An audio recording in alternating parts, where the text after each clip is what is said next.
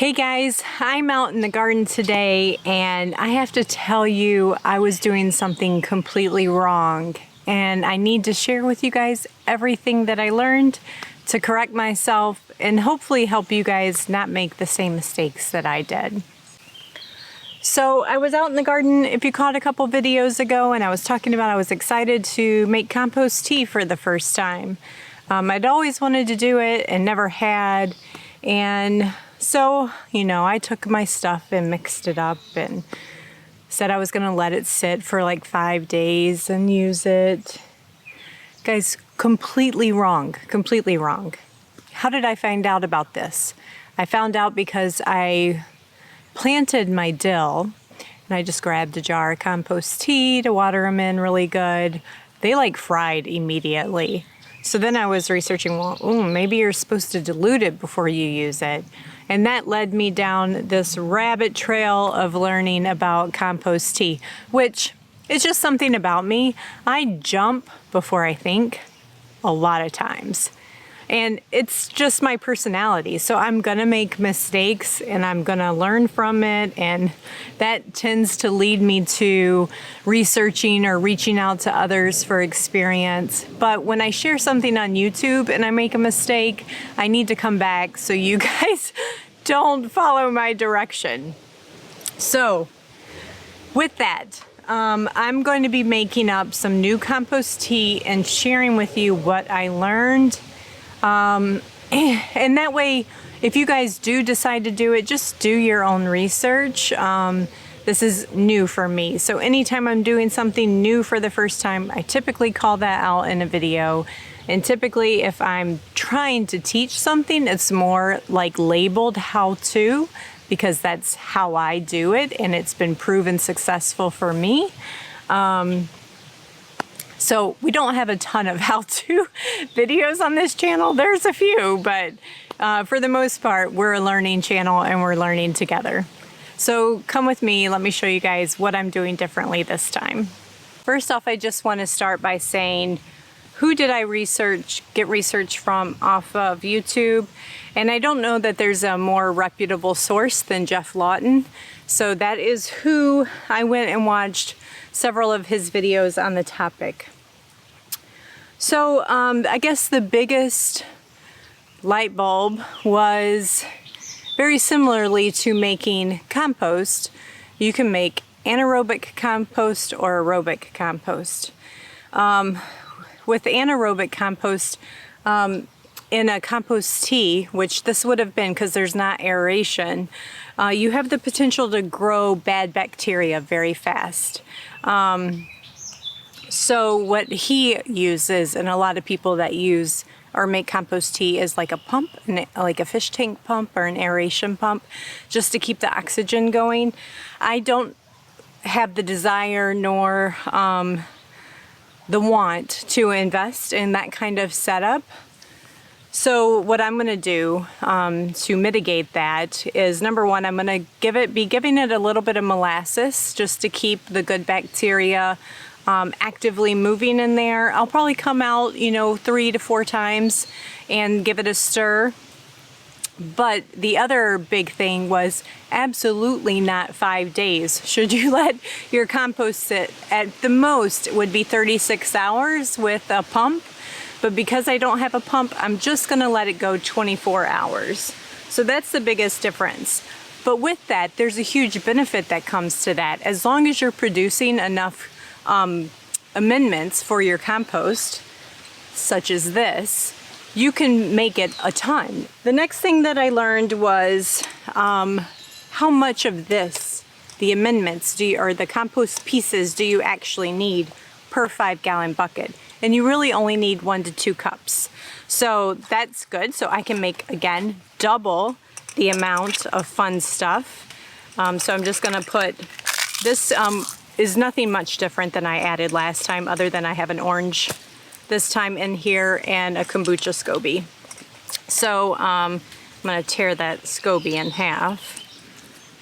And I'm not sure if there's any risk with using a kombucha SCOBY. I hope not. I have banana peels. Ooh, that got really dark. I have banana peels, coffee grounds, some beet greens, and some tea leaves. So I did bring out another pillowcase, and the pillowcase that I was using last time I did rinse out thoroughly since it had set too long. So let me just show you up close. Let me bring it down here so you can see. Okay, so I think that's a little shaded. Bring it out here in the sun. Yep. So banana peels, SCOBY, eggshells, coffee grounds, there's an apple core, some orange, tea leaves. That's about it. So, and I got the same in my other pillowcase. And there are two schools of thought to making compost tea. You can just put this right in your water, but then you'll have to have a method to strain it. I choose to use the pre-filter, so just using an old pillowcase or some kind of sack that you can put it in to act as a tea filter. So we'll tie this together. I was happy to learn that there's absolutely, I did the right thing by adding a little bit of fish fertilizer to it. So I'm just gonna add probably a couple tablespoons.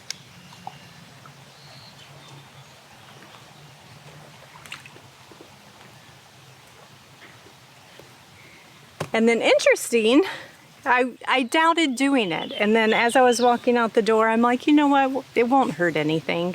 I just hate using my molasses for this. But adding like a tablespoon of molasses to it, I guess gives the good bacteria something to eat on and get happy in there. So we'll just do that.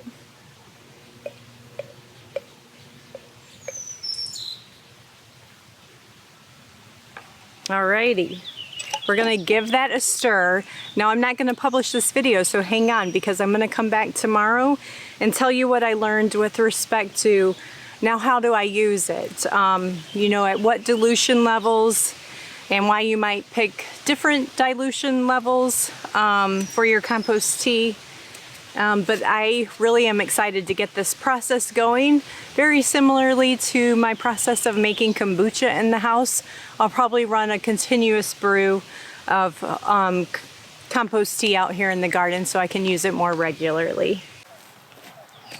Well, it's compost tea day. I'm excited to do it with you guys and share my experience. And I'm really excited to come back in a future video and let you know if I've seen any dramatic improvement in my garden's growth or just the health of the plants from using it. So let's get started. Oh, heavy.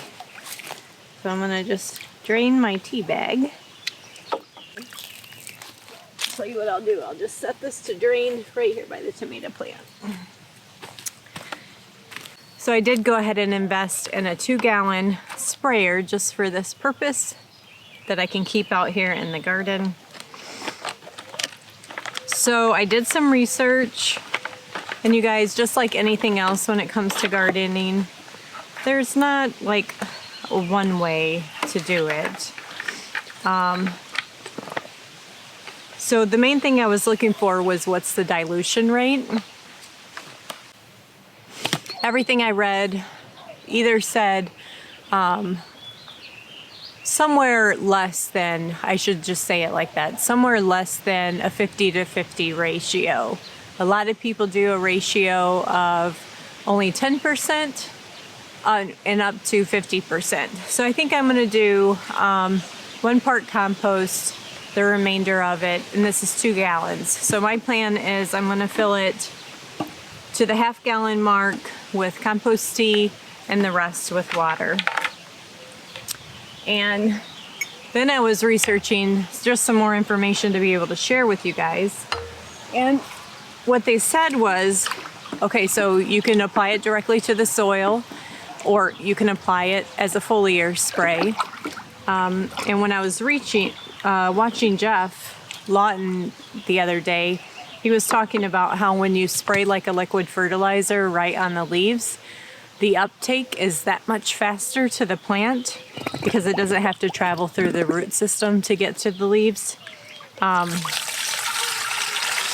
So that was one benefit of applying it to plants directly to the leaves.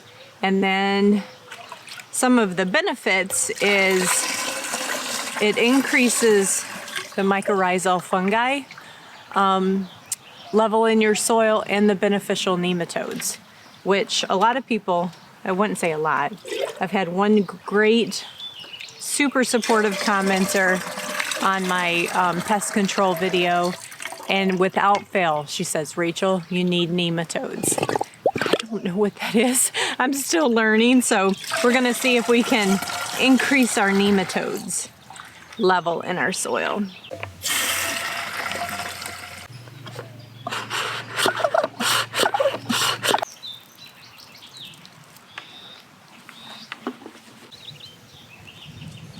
I'm gonna have to see if I can get Todd out here. This thing's not working right. I don't know, I can't get this thing to work right. So I'm just gonna go back to good old standard and use my watering can. Oh.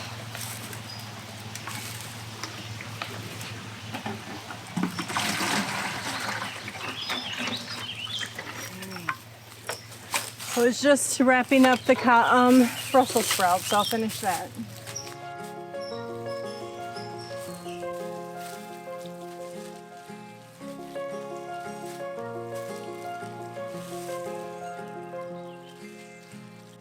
Gravel road, I've been asked to slow down. Fireplace, do you know how?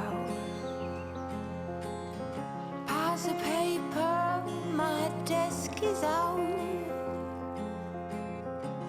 Who will care for the world out? Rest with me. Well, I'm happy to say that 10 gallons of compost tea allowed me to do this entire garden. About, I would count like 1, 2, 3, up to 5 seconds. Pouring it on, gave everything a good foliar spray and root spray. Even did the rhubarb and the clematis and honeysuckle up front. So that's good to know. It did take me a lot longer than anticipated, but if I'm only doing it once a week to every 10 days, it's just a fun time for me in the garden. So come back, because I'll definitely let you know if I see any improvements in my plants, if there's anything negative about it that I experienced. And what's in the pillowcases, I'm just gonna dump in my compost bin that's here in the garden, let the pillowcases hang to dry. The sun will kill anything that's bad on them, and we'll just reuse it here in a week or so. Thanks guys for watching. I'll continue to bring to you what I'm learning about using compost tea and if there's any benefit to it. Talk to you guys later.